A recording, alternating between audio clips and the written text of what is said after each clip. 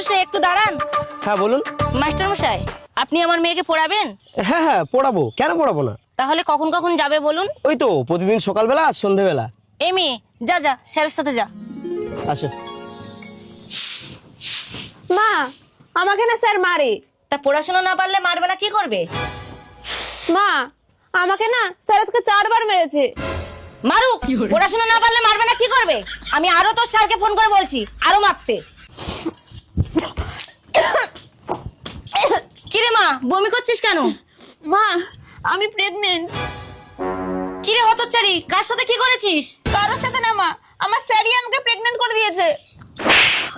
হতচ্ছাড়ি, স্যারের সাথে নোংরামি করতে তো লজ্জা করে না? মা, তোমাকে তো আমি সবসময় বলেছি যে স্যার আমাকে মারে। হ্যাঁ মারে, তা মারার সাথে এর সম্পর্ক কি?